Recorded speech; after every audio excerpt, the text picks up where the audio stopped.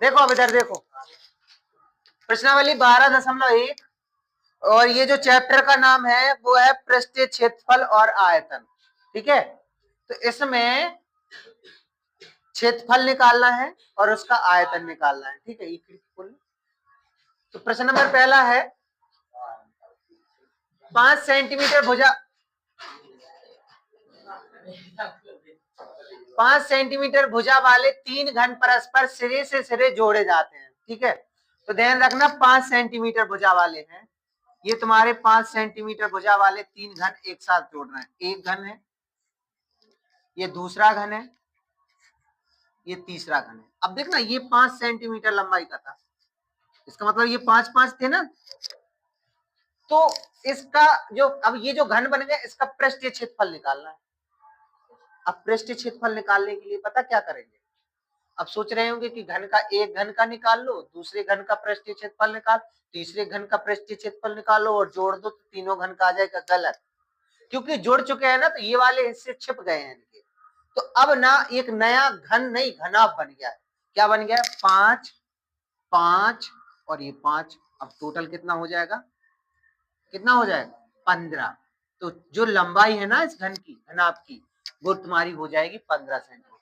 ऊंचाई तुम्हारी 5 ही रहेगी, चौड़ाई कितनी रहेगी? वो भी 5 ही रहेगी, चौड़ाई लंबाई बढ़ जाएगी। तो यानी कि तुम्हारा लंबाई जो है ना वो हो जाएगा 15 सेंटीमीटर, चौड़ाई 5 ही सेंटीमीटर रहने वाली है, ऊंचाई भी 5 ही सेंटीमीटर रहने वाली है।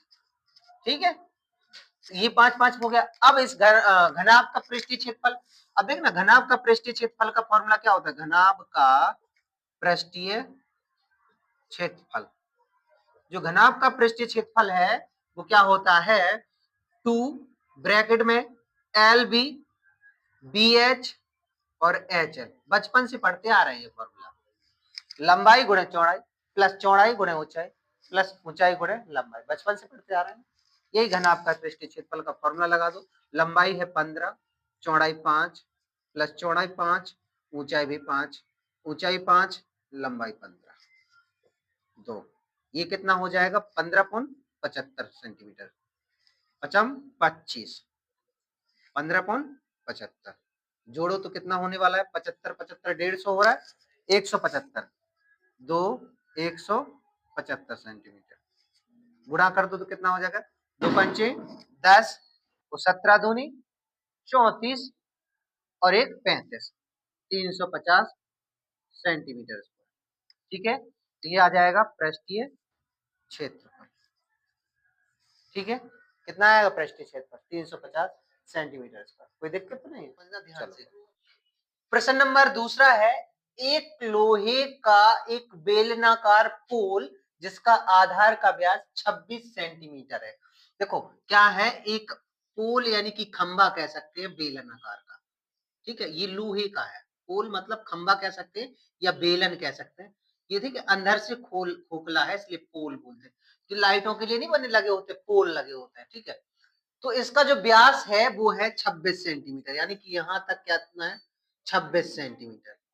ठीक है, अब ये जो 26 सेंटीमीटर है यहाँ से यहाँ तक, तो हम कह सकते हैं इसकी जो आर होगी वो 13 सेंटीमीटर होगी। होगी कि नहीं होगी? और तथा ऊंचाई 240 सेंटीमीटर, तो इसकी जो ऊंचाई है वो कितनी हो जाएगी? 240 सेंटीमीटर। ठीक है, इतना समझ में आया अभी? ठीक है, अभी इतना ही समझ में आया ऊंचाई के बाद। जिसके ऊपर एक दूसरा बेलन जिसके आधार की त्रिज्या 10 सेंटीमीटर, इसके ऊपर एक और बेलन यानी कि इसके ऊपर एक और पोल। पोल देखा होगा खंबा लाइट वाला, पहले नीचे मोटा फिर और पतला फिर और पतला होता है, तो इसके ऊपर एक और पोल रखा है जिसकी जो है ना त्रिज्या है वो कितनी है? 10 सेंटीमीटर कह सकते हैं। ठीक है, इसकी जो त्रिज्या है ना 10 सेंटीमीटर, बिल्कुल जिसके आधार की त्रिज्या 10 सेंटीमीटर, इसमें जो त्रिज्या है वो कितनी है? 10, यानी कि आर बराबर 10 सेंटीमीटर। और ऊंचाई 66 सेंटीमीटर, जो ऊंचाई है वो 66 है। ठीक, ऊंचाई 66 सेंटीमीटर। बेलनाकार पोल का द्रव्यमान ज्ञात करना, इस पूरे पोल का द्रव्यमान ज्ञात करना है। ठीक है, जहां 1 सेंटीमीटर क्यूब लोहे का द्रव्यमान 8 ग्राम है। अब एक चीज समझो, ये आयतन दिया है 1 सेंटीमीटर क्यूब, तो हम ना इस पूरे का आयतन निकाल के और द्रव्यमान निकाल सकते हैं, ठीक है। तो हम ना इसका आयतन निकालेंगे, तो देखो 2 बेलन बन रहे हैं इसमें, एक नीचे वाला बेलन, एक ऊपर वाला, ठीक है। तो ये बड़ा बेलन कह दे रहा है, ये छोटा बेलन, नहीं तो फिर नंबर 1 नंबर 2 दे रहा है, तो ये नंबर 2 कह दिया है, ये नंबर 1। तो नंबर 1 वाला बेलन का आयतन निकालें, तो नंबर 1 वाला बेलन का आयतन जो है ना, बेलन का आयतन, ठीक है। आयतन मतलब वॉल्यूम, वॉल्यूम मतलब भी। तो बेलन का जो आयतन होता है वो होता है पाई आर स्क्वायर एच, यही फॉर्मूला होता है बेलन के आयतन का। तो देखो यहाँ जो पाई का मान है ना, बाद में रखेंगे, ठीक है। पाई का मान हम बाद में ही रखेंगे। पाई आर की जगह कितना है, आर की जगह हमने नंबर 1 वाला निकाला है, नंबर 1 वाले में आर का मान 13 है, ध्यान रखना नंबर 1 निकाला है बड़े वाले बेलन को, तो आर की जगह कितना है 13 गुणे 13, और इसकी जो ऊंचाई है वो कितनी है 240। अगले में जी कितना हो जाएगा 13 13 169 गुणे 240 पाई, होगा कि नहीं होगा। और करेंगे तो कितना हो जाएगा, गुणा करो इसका 169 और 240 का, 0 0 0, 4 नम 36 और 4 छिंग 24, 24 और 3 27, हासिल 2, 4 एकम 4 और 2 6 और 2 नम 18, 2 छिक 12 1 13 और 2 एकम 2 और 1 3। तो कितना हो जाएगा ये 0 6 8 7 15, हासिल 1 6 3 9 1 10, हासिल 1 4, 40,560, ठीक है। ये कितना है 40,560, तो हम इधर लिख देंगे 40,560 पाई, ठीक है, वो भी सेंटीमीटर क्यूब। ये तुम्हारा बेलन का आयतन आया पहले वाले का। सेम इसी प्रकार बेलन का आयतन उस ऊपर वाले का निकालेंगे, छोटे वाले बेलन का। तो हम दूसरे नंबर वाले का निकाल रहे हैं, बेलन का आयतन, ठीक है। तो बेलन का आयतन यानी V बराबर पाई आर स्क्वायर एच रखना है, तो पाई आर की जगह ये इसके लिए आर कितनी है बोलो 10 गुणे 10 और एच की जगह 66, तो अगला में हो जाएगा पाई ये 100 गुणे 66, तो टोटल हो जाएगा 6600 पाई सेंटीमीटर। ये एक हो गया समीकरण, ये 2 हो गया।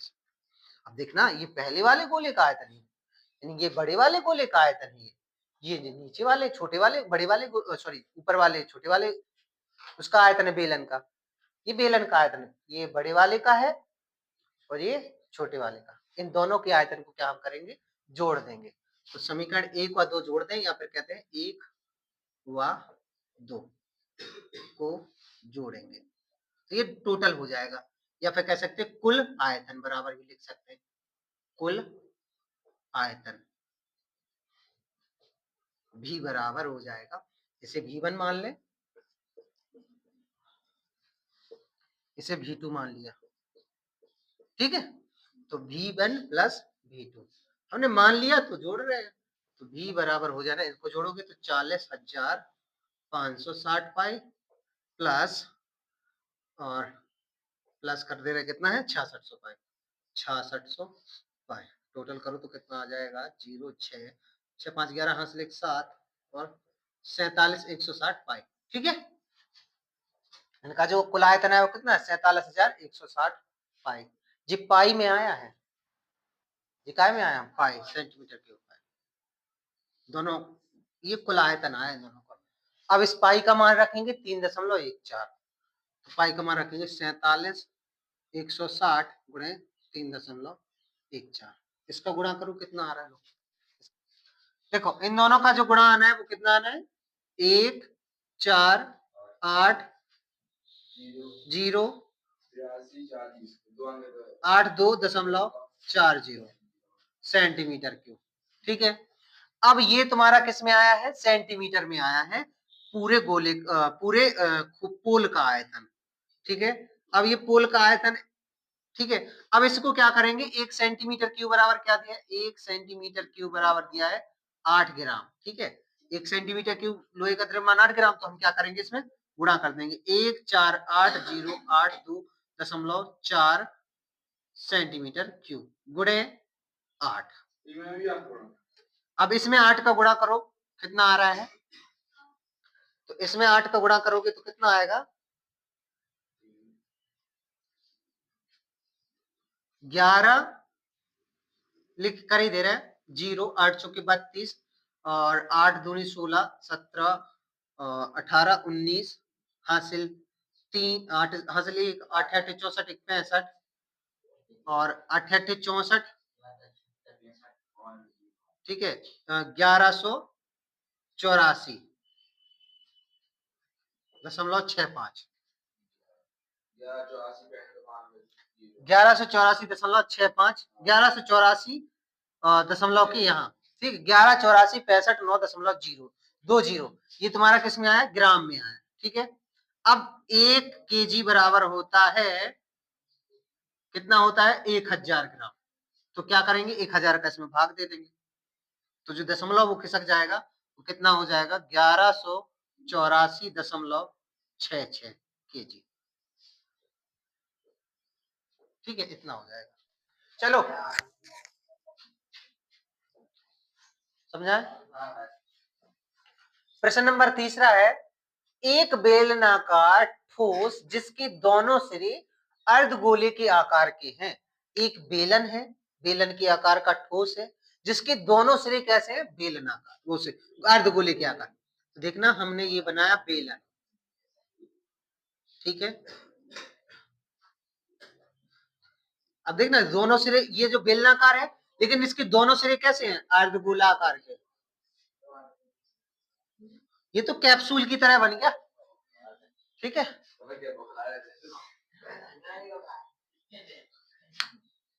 ठीक है, तो जिसके दोनों सिरे अर्धगोले के आकार के हैं, यदि ठोस की संपूर्ण लंबाई 104 सेंटीमीटर है, यानी कि संपूर्ण लंबाई की बात करिए ठोस की, तो यहां से लेकर यहां तक की पूछिए, यहां से यहां तक की जो लंबाई दी है वो कितनी दी है? 104 सेंटीमीटर, ठीक है, 104 सेंटीमीटर का, तथा दोनों सिरों के प्रत्येक अर्धगोले की त्रिज्या 7 सेंटीमीटर।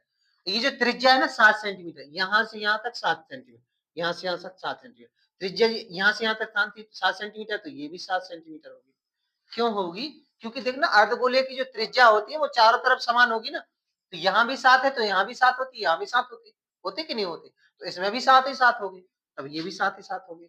तो इसका मतलब है कि इसकी जो बेलन है इसकी ऊंचाई कितनी बचेगी? देखो 7 यहां हो गई, 7 यहां हो गई, 14 हो गई, 104 में से 14 माइनस कर दो तो कितना बचेगा? 90 बचेगा ना। तो ये जो बेलन की ऊंचाई है वो कितनी हो गई? 90। ये बेलन की ऊंचाई 90 हो गई है, ठीक है, और इसकी त्रिज्या है 7 सेंटीमीटर। देखो पहले निकालेंगे हम बेलन के लिए, तो बेलन का वक्र पृष्ठ निकालेंगे। क्यों ये वक्र पृष्ठ क्यों निकालना है? क्योंकि संपूर्ण पृष्ठ की ठोस वाले की संपूर्ण आयतन थोड़ी ना निकालना है, इसमें पॉलिश करनी है ना, तो पृष्ठीय क्षेत्रफल निकालना है। तो हम पहले निकालेंगे बेलन का वक्र पृष्ठ, बेलन का वक्र पृष्ठ, बेलन का वक्र पृष्ठ क्या होता है? 2 पाई आर एच, फॉर्मूले याद कर लेना सब लोग, ठीक है। तो 2 पाई का मान 22/7, आर की जगह कितना है? अब बताओ, बेलन की सुनो तो, बेलन की ऊंचाई है 90, त्रिज्या तो 7 ही है ना, तो आर की जगह कितना रखना है? 7, और ऊंचाई रखना है 90। 7 से 7 कट गया, बाई दूनी 44 गुणे 90, ठीक है, ये 9 चौको 36, 9 चौको 36 और 3, 36 और 3 कितना हो जाएगा? 39 0 सेंटीमीटर स्क्वायर। ये क्या आ गया तुम्हारा? बेलन का वक्र पृष्ठीय क्षेत्रफल। अब हमारे पास ये दो अर्धगोले हैं, तो हम एक अर्धगोले का निकाल लेंगे और दो का गुणा कर देंगे तो दोनों अर्धगोले, क्योंकि ये जो अर्धगोले हैं दोनों कैसे हैं? सेम है, तो हम अर्धगोले का वक्र पृष्ठ निकालेंगे। तो अर्धगोले का वक्र पृष्ठ क्या होता है? 2 पाई आर स्क्वायर। ध्यान रखना अर्धगोले का जो वक्रपृष्ठ है 2πr² होता है कि नहीं होता है। तो हम ना 2 का गुणा और कर देंगे क्योंकि दोनों के लिए क्या हो जाएगा 2 और फिर 2 पाई, 2 पाई का मान 22/7, आर की जगह 7 गुणे 7, 7 से 7 कट गया, ये कितना 2 दूनी 4 और 22 चौक 88, 88 गुणे 7, 7 अट्ठे 56, 7 अट्ठे 56, 57, 58, 59, 60, 61, 616 सेंटीमीटर स्क्वायर। अब देखना ये तुम्हारे दोनों गोलों का वक्रपृष्ठ आ गया, अर्धगोलों का, ये दोनों अर्धगोलों का वक्रपृष्ठ है, ये बेलन का वक्रपृष्ठ है। अब इन दोनों को क्या करेंगे हम, जोड़ देंगे, तो टोटल पूरे का वक्रपृष्ठ हो जाएगा, पूरे का पृष्ठ हो जाएगा। तो कुल पृष्ठ बराबर हो जाएगा बेलन का प्लस अर्धगोले का, अर्धगोले का पृष्ठ। तो बेलन का पृष्ठ क्या है, बेलन का जो पृष्ठ है वो आया है 3960 सेंटीमीटर और अर्धगोले का कितना है 616।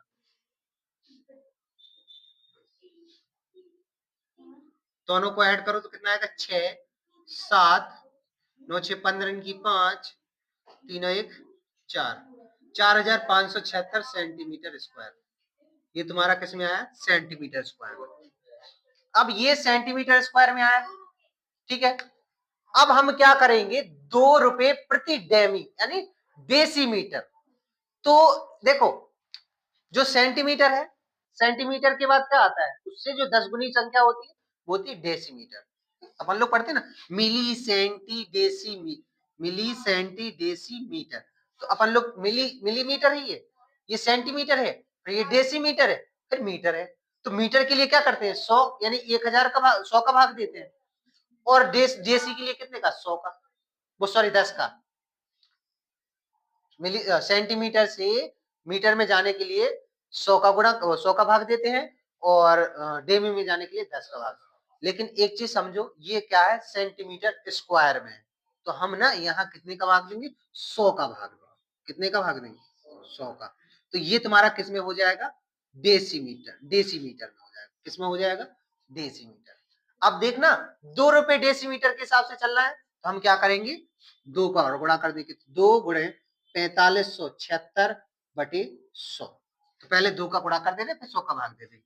2 का गुणा करेंगे तो कितना है 2 अच्छे 12, 2 से 14 और एक 2 छक 12, 2 7 14, एक 15 और 2 पंचे 10 और एक 11 और 2 चौको 8 और एक 9 और 100 का भाग देंगे इसमें तो कितना आ जाएगा, इधर आ जाएगा दशमलव, 91.52 रुपया, रुपये, ठीक है। तो कितना आ जाएगा 91.52 रुपया, ठीक है। ध्यान से सुनना है चीजों को। प्रश्न नंबर चौथा है, एक ठोस खिलौना ऐसे आकार का है जैसे कि एक अर्धगोले पर एक लंबवर्तीय शंकु रख दिया है। पता है खिलौना ऐसा है, ठीक है, ठीक है। ये तुम्हारा ऐसे आकार का खिलौना है, क्या है, एक अर्धगोले पे शंकु रखा हुआ है, रखा हुआ है, ठीक है। शंकु की ऊंचाई 2 सेंटीमीटर और आधार का व्यास 4 सेंटीमीटर, यानी जो शंकु है इसकी ऊंचाई है तुम्हारी 2 सेंटीमीटर, ठीक है। और इसका जो व्यास है वो कितना है 4, यानी कि यहां से यहां तक 4। तो इसका मतलब है इसकी त्रिज्या भी हो जाएगी 2, आर बराबर 2 सेंटीमीटर। ये आर बराबर 2 सेंटीमीटर इस शंकु के लिए भी रहेगा और इस अर्धगोले के लिए भी रहेगा, ठीक है। फिर आगे क्या कहा है, इस खिलौने का आयतन ज्ञात कीजिए। पहले तो क्या करना है, इस खिलौने का आयतन ज्ञात करना है, पहला पॉइंट क्या निकालना है, इस खिलौने का आयतन, ठीक है। फिर क्या निकालना है, तो इस खिलौने का आयतन, यदि खिलौने की परिगत एक लंबवृत्तीय बेलन भी है तो इसकी परिगत यानी कि इसके चारों ओर एक लंबवृत्तीय बेलन भी है, ठीक है, बेलन भी है।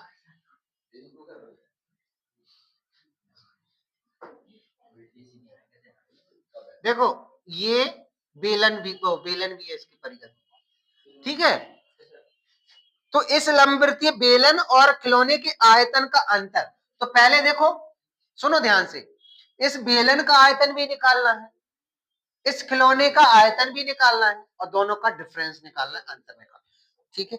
और साथ ही साथ इस खिलौने का कुल पृष्ठीय क्षेत्रफल भी निकालना है, इस खिलौने का पृष्ठीय क्षेत्रफल, यानी कि 3 पॉइंट निकालना है। पहले निकालते हैं इस खिलौने का आयतन, खिलौने का आयतन। तो जब आयतन निकालना है तो दो आयतन जुड़ेंगे, क्या क्या जुड़ेगा, खिलौने के आयतन के लिए अर्धगोले का आयतन, अर्धगोले का आयतन प्लस शंकु का आयतन, होगा कि नहीं होगा।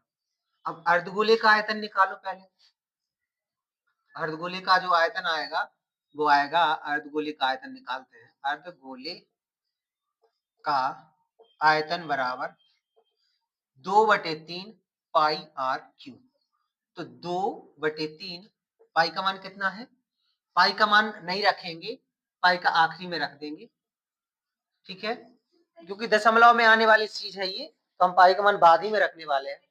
तो पाई का मान कितना नहीं रख रहे हैं, और आर की जगह कितना रखना है, इस अर्धगोले के लिए 2, तो 2 का क्यूब, अगली लाइन में कितना हो जाएगा, 2/3 पाई और 2 का घन 8, यानी कि 8 दूनी 16/3 पाई सेंटीमीटर क्यूब, ठीक है।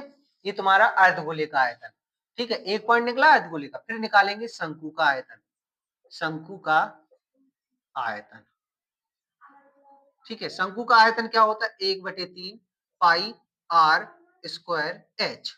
तो 1/3 पाई का मान नहीं रख रहे हम, आर की जगह कितना है 2/2 और एच की जगह भी 2, तो हो जाना है 1/3 और ये पाई और ये 8, इसका मतलब 8 पाई बटे 3 सेंटीमीटर क्यूब। एक ये चीज आया था, दूसरी ये चीज आई थी। अब हम ना इससे इस खिलौने का आयतन यहाँ पे निकाल ही ले रहे हैं, इस खिलौने का आयतन निकालेंगे तो क्या था, अर्धगोले का आयतन प्लस शंकु का आयतन। तो अर्धगोले का कितना है 16/3 पाई सेंटीमीटर क्यूब प्लस 8 पाई बटे 3 सेंटीमीटर क्यूब। दोनों को जोड़ो तो कितना हो जाएगा, 16 8 24, 24/3 पाई सेंटीमीटर क्यूब, 3 8 24 यानी कि 8 पाई, कितना है 8 पाई सेंटीमीटर क्यूब। ये सिर्फ इस खिलौने का आयतन आया है, ध्यान रखना। अब इस खिलौने के आयतन को, अच्छा पाई की जगह देखना कितना रखना था, 3.14,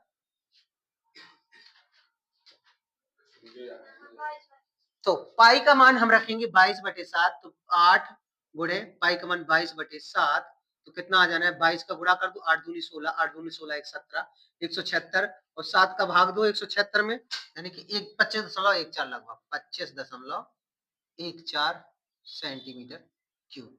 ये तुम्हारा क्या है। अब इस बेलन का आयतन निकालो, तो बेलन का आयतन निकालो, बेलन का आयतन, तो देखना इसकी जो टोटल ऊंचाई हो जाएगी बेलन की वो कितनी हो जाएगी, 4। क्यों, क्योंकि यहां से यहां तक 2 है, यहां भी ये त्रिज्या इसकी 2 है, टोटल 4 ऊंचाई हो जानी, त्रिज्या 2 ही रहनी है।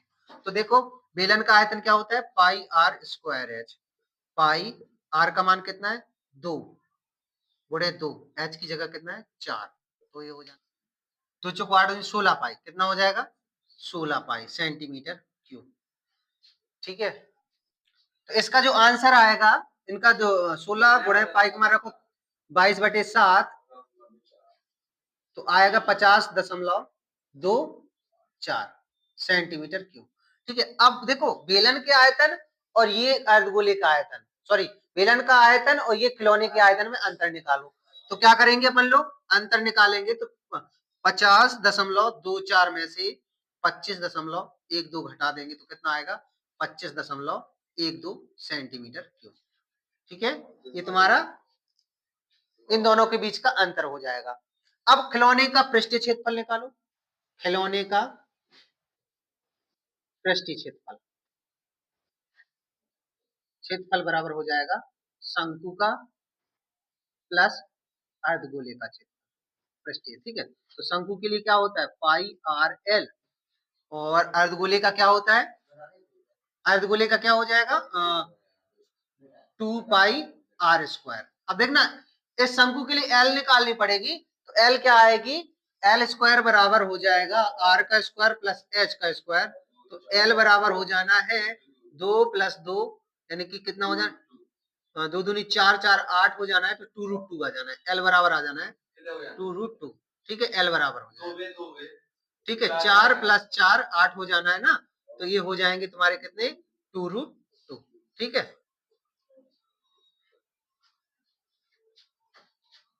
हो जाएगा।